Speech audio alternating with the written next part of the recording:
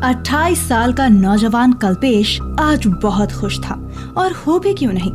इतने कम समय में उसने सब कुछ जो हासिल कर लिया था।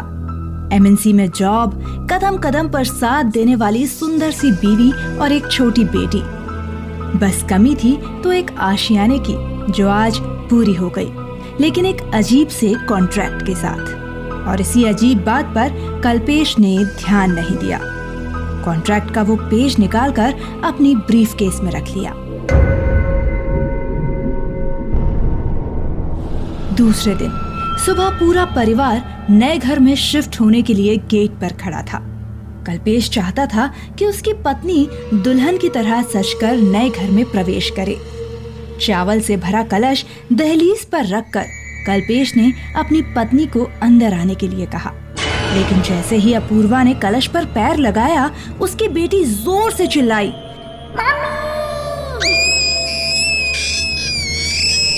अपूर्वा पीछे मुड़कर देखती तो कल्पेश ने कहा, कैसा डराया हमारी बिटिया ने, कहकर अंदर ले गया। सहम तो वो खुद भी गया था वो नजारा देखकर, जिसे देख के उसकी बेटी काम्या चिल्लाई थी। घर पूरा फर्निश्ड था तो खास अरेंजमेंट की कोई जरूरत नहीं थी। अपूर्वा ने कहा, तुम दोनों बैठो, मैं तुम दोनों के लिए कुछ मीठा बना कर लाती हूँ। कहते हुए हॉल का गेट खोलने वाली ही थी कि कल्पेश ने उसका हाथ थाम कर कहा, अरे हॉल से मत जाओ, रिनोवेशन का काम चल रहा है ना, तुम पोर्च से चली जाओ।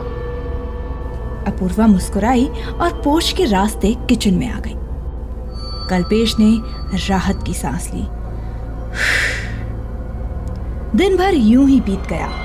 रात को जब सोने के लिए दोनों बेड पर आए तो अपूर्वा थोड़ी हैरान होकर बोली, कल्पेश, आपको नहीं लगता यहाँ कुछ अजीब सा?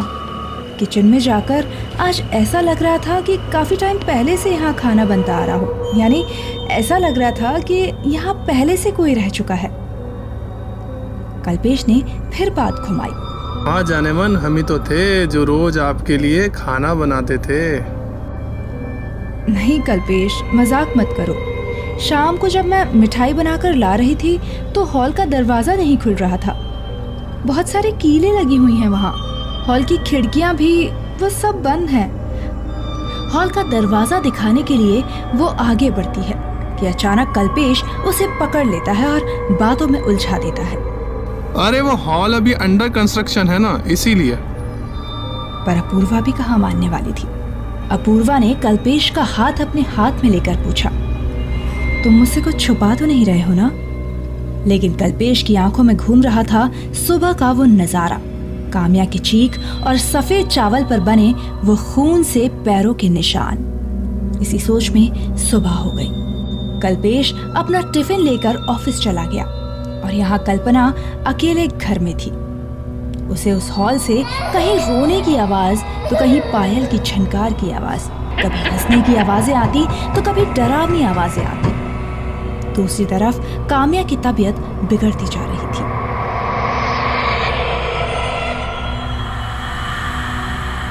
शाम को कल्पेश के आने के बाद अपूर्वा ने घर में हुई आप बीती सुनाई और काम्या की तबीयत से कल्पेश को वाकिफ कराया।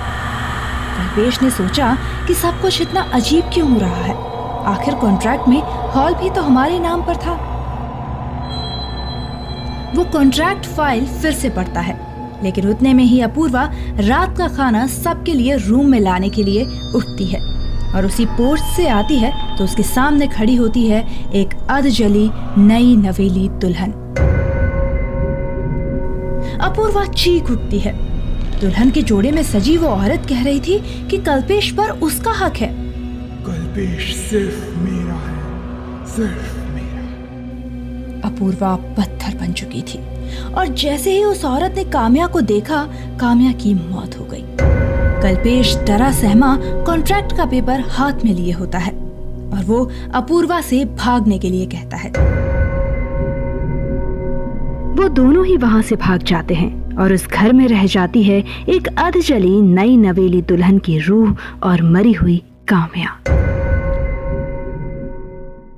दोस्तों, आपको ये कहानी कैसी लगी हमें कमेंट बॉक्स में जरूर बताएं। वीडियो पसंद आया हो तो लाइक कर सब्सक्राइब कर अपने दोस्तों के साथ शेयर जरूर करें और बेल आइकन को दबाना ना भूलें। धन्यवाद।